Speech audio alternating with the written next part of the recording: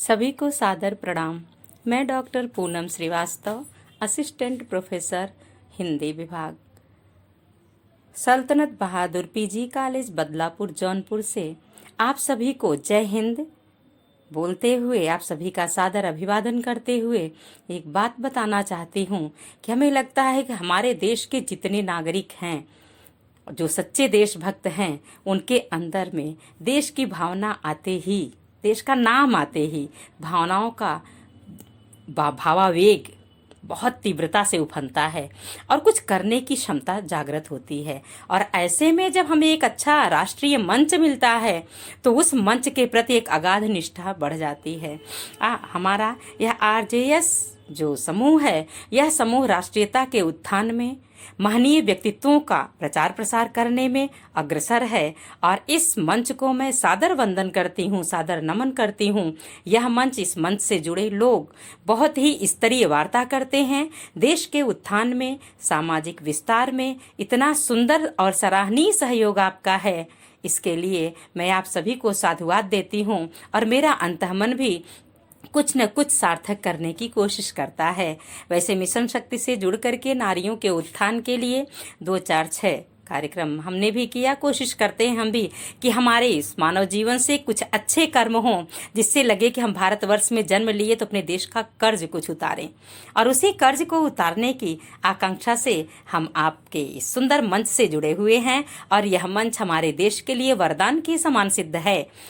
और इसलिए हमें यह महसूस होता है कि आप सभी को, आप इस मंच से जुड़ेंगे तो आपको भी लगेगा कि यह मंच देश के लिए है, देश के लोगों के लिए है। यहाँ किसी प्रकार की अहंगवादिता नहीं है।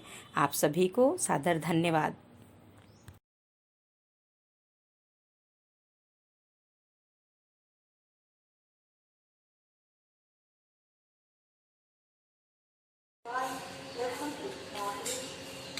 सभी को विश्व पर्यावरण दिवस की अनंत शुभकामनाएं।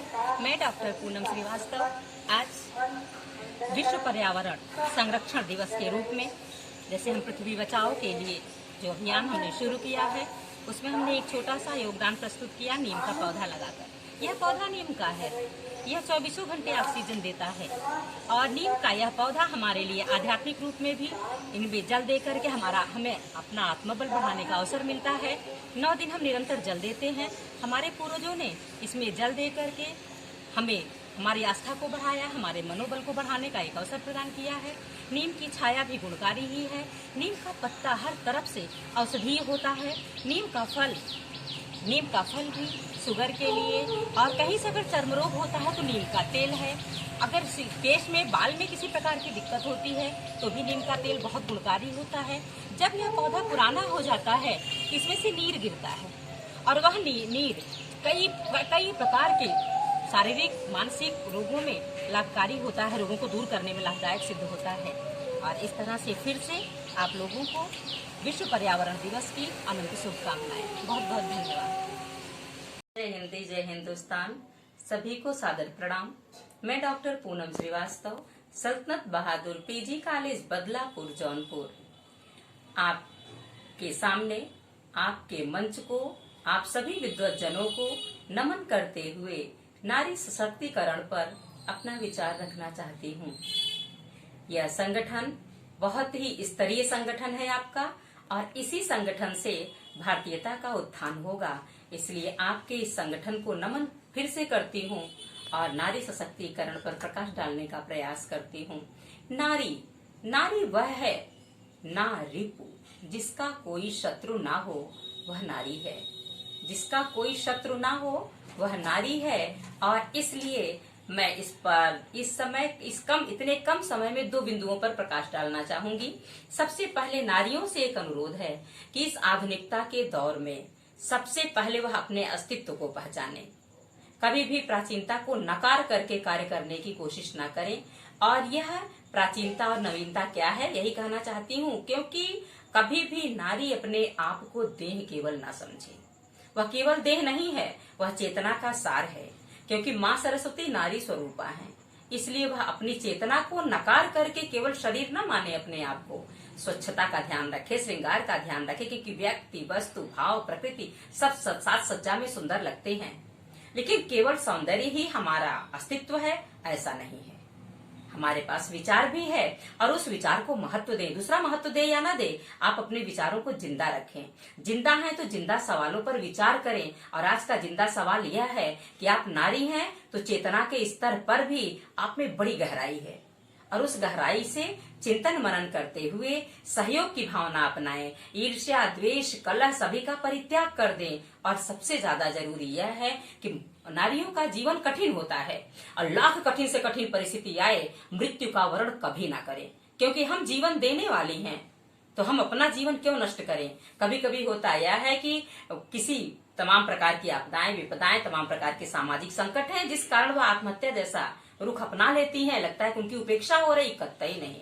या हम भाग्यवान नहीं हैं, यह सोच करके वह आत्महत्या की तरफ उन्मुख होती हैं। यह सबसे कठिन जीवन का पल होता है जब आप इतना नकारात्मक सोचती हैं। बिल्कुल नकारात्मक न सोचिए, आप कहीं से भी भाग्यहीन नहीं है। आप भाग्यवान थी, तभी आपको ईश्वर ने पुरुष न बना करके स्त्री बनाया, क्योंकि स्त्री को सबसे बाद में बनाया था। और सबसे सुंदर स्त्री को बनाकर वो खुद खुश हुआ था, तो सबसे खूबसूरत रचना का रूप आपको मिला है। तो आप निश्चित ही बहुत सुंदर कर्म की थी, इसलिए आप स्त्री बनी। और फिर दूसरी बात यह है कि हम पुरुष वर्चस्ववादी समाज में हम स्वयं को बदल सकती हैं, और पुरुषों से अपेक्षा करके पुरुष की तरह बनने की कोशिश न करें, क्योंकि अगर हम पुरुष की तरह बन रहे हैं मतलब अपनी सत्ता को नकार रही हैं। इसलिए हम जिस रूप में हम नारी होकर गर्व महसूस करेंगे। हम आपको एक छोटी सी कविता सुनाना चाहेंगे। यह सच कैसा रहा है हमारे यहाँ इतिहास का। अहिल्या, द्रौपदी, कुंती, तारा, मंदोदरी, आदि नारियों की शक्ति। अहिल्या, द्रौपदी, कुंती, तारा, मंदोदरी, आदि नारियों की शक्ति आज की नारी ढूंढ रही है, कहाँ गई अनुरक्ति। आज की नारी ढूंढ रही है, कहाँ गई अनुरक्ति। और कितने कितने जहर घोलकर पी डाला नारी समूह ने, फिर भी कभी भी उफ ना की ना। कितना अपमान हुआ, लेकिन आत्महत्या की तरफ अग्रसर ना हुई। कितने कितने जहर घोलकर पी डाला नारी समूह ने, फिर भी कभी भी उफ ना कीन्हा, और कभी गर्व ना शक्ति का कीना। शक्ति बहुत था इनके पास, बहुत थी शक्ति, लेकिन उन्होंने कभी गर्व नहीं किया। कभी गर्व ना शक्ति का कीन्हा, कभी ना श्राप किसी को दीना। फिर क्या, जब जब किया नारी बेसहारा, जब जब किया नारी बेसहारा, रो पड़ा इतिहास बेचारा। इतिहास भी रो पड़ा है। ऐसी नारियां जल जल रोई, घूट घूट आंसू पी करके जीवन की सब खुशियां खोई। सदा रही खामोश परंतु, सदा रही खामोश परंतु समझ ना पाए आज की संतोष। हम तो सभी नारियों को है इंगित, हमें भला क्या करना चाहिए, कैसा जीवन जीना चाहिए। आज भी ये भ्रमजाल बड़ा है, सामने जीवन कठिन खड़ा है। कठिन से कठिन, सबसे कठिन जीवन नारियों का होता है, लेकिन इस कठिन जीवन में हार नहीं मानना है। यही है कि नारी समूह को सशक्त करना। यह आत्मिक बल तो इनके में है, लेकिन सामाजिक बल नहीं है। पुरुष वर्चस्ववादी समाज में कदम कदम पर अपमान मिलता है, और उस अपमान से तंग आकर के जीवन रूपी अमीय को त्यागना नहीं है। बहुत बहुत धन्यवाद सभी को, और नारी सशक्तिकरण के लिए सभी को साधुवाद। और इस मंच को पुनः नमन करते हुए मैं अपनी वाणी को विराम देती हूँ।